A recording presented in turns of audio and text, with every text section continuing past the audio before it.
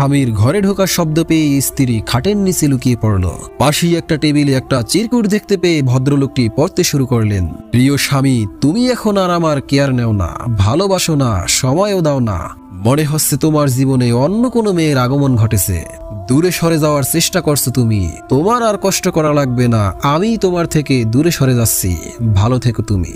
চিরকুটটি পড়ার পরে স্বামী পকেট থেকে ফোন বের করে কানে দিয়ে বলতে শুরু করলেন, জানু, আপদটা বিদায় হয়েছে, এখন রিল্যাক্সে থাকতে পারবো। আমি এখনই আসছি তোমার সাথে দেখা করতে। এই সব বলে ফোনটা কেটে দিয়ে ড্রেস চেঞ্জ করে রুম থেকে তাড়াতাড়ি বেরিয়ে পড়ল। এই সব শুনতে শুনতে স্ত্রী মুখ চেপে কান্না করতে লাগলেন। স্বামী চলে যাওয়ার কিছুক্ষণ পরে খাটের নিচ থেকে বেরিয়ে খাটের উপরে একটা চিরকুট দেখতে পেলেন। লেখাটা পরে তিনি অবাক হয়ে গেলেন।